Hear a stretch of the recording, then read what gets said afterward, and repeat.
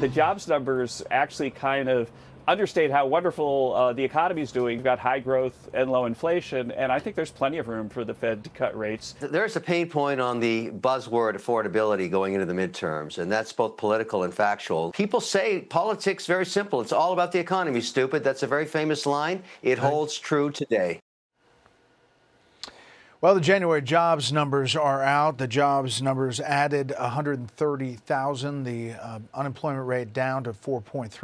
Axios writes, split jobs report shows the labor market is stabilizing for now. Still, you would be forgiven for having economic whiplash after some downbeat indicators leading up to Wednesday's report, including plunging job openings in December and sharply negative polling on Americans' perceptions of the job market. If you look at the job growth, non-farm payrolls, you can see the little blue up there in the corner. That's bigger than expected for this time, but some revisions for last few months. Let's bring in our panel, former White House press secretary and Fox News contributor Ari Fleischer, Yemisi Egbewali, former chief of staff and advisor to the Biden White House press office, and Fox News chief political analyst Brit Hume. Brit, how do you see it? How do you read it? All the fallout and reaction to it? I think the underlying reality is that the natural state, the normal state of the U.S. economy is growth, which is a function of the fact that we have a market system. People are free to start businesses, and if it's not too heavily regulated and the tax rates aren't too high and the cost of money is not too high, the economy will grow, which it seems to be doing now, and the job market is a reflection of that. And I think it's possible, although I'm not ready to say it's likely, that the boom that President Trump and his Treasury Secretary have been predicting for this year may in fact come to pass. Yeah, we just put up where Republicans gain on Democrats as far as our latest polls heading in. We're a long way from the midterms, Yemisi, but this is the Republicans, border security, national security, immigration. But if you look at Democrats where they lead in polls right now, affordability and helping the middle class, and we'll put those Democratic numbers up, are big numbers for them. And D plus 14, that's, you know, when you're talking the economy, that's what some Republicans are looking at to change the messaging heading into November. Yeah, I think it's great the economy has stabilized. And now the next goal is forward mobility. Look, this job increase was in a particular sector for healthcare. And if I'm thinking about a younger generation, a generation that both Democrats and Republicans want to grasp before the midterms, we need to think outside of folks who just want to work in nursing in a hospital. There's the younger generation that wants to work in a more dynamic job industry, and that's startups, that's the tech industry. And so I think the party that grabs before the midterms is the party that talks about jobs in the way of expansion, not just hyper-focused in growth for one sector.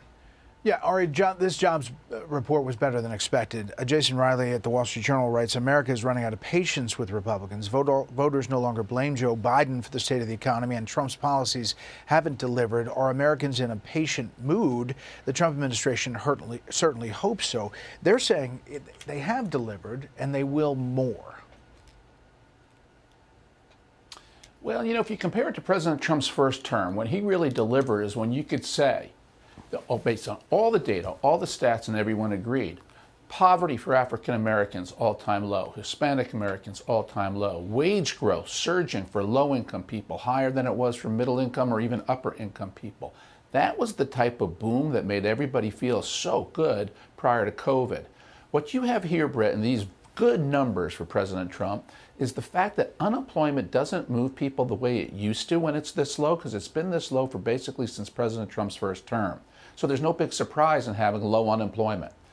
Inside these numbers, though, was the key, and that's wage growth. Wage growth was 3.7% in January year over year.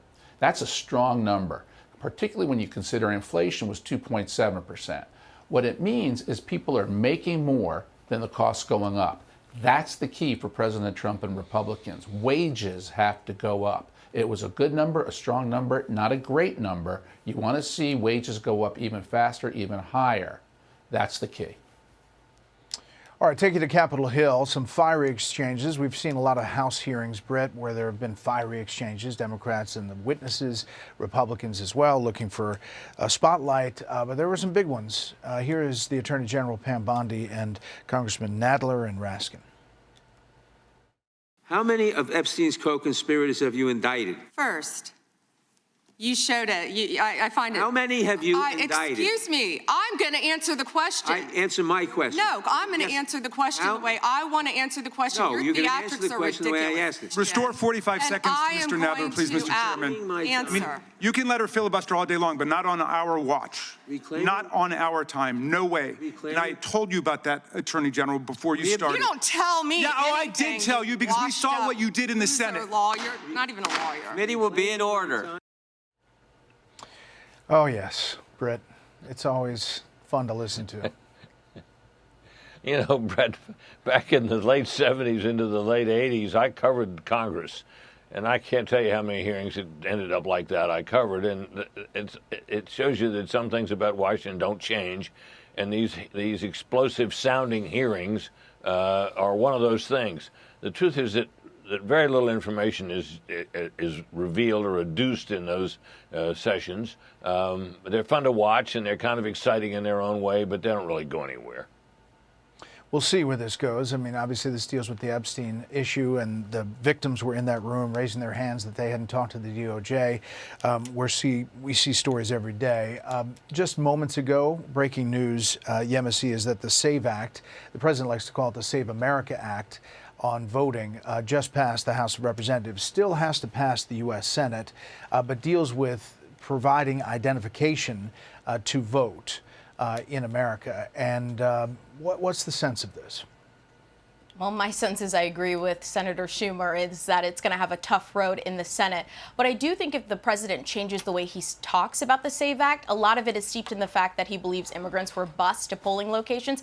If he's able to find some bipartisan consensus and middle ground with Democrats, I think that they will go with him where they need to go on the SAVE Act. I mean, having voter ID is a very popular bipartisan issue, and it doesn't behoove Democrats to push against it.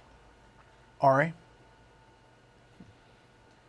You know, Democrats oppose it because they say it's suppression of votes, Jim Crow 2.0, because poor people can't afford to go out and get an ID. They don't have IDs.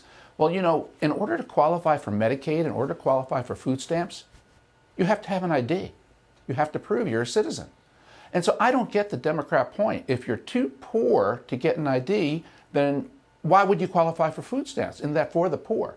So there's no logic to the Democrat position other than they're working so hard to let anybody vote without knowing if they're a citizen or not. And if you have voted successfully, it's the perfect crime. No one will catch you. You voted, you got away with it, and then nobody goes back and looks at the rolls and cross indexes to see who's a citizen. So I don't understand the Democratic opposition. Yeah, we'll see where it goes in the Senate. Right now they don't have the votes, but there could be other ways. Panel, stand by. Click here to subscribe to the Fox News YouTube page to catch our hottest interviews and most compelling analysis. You won't get it anywhere else.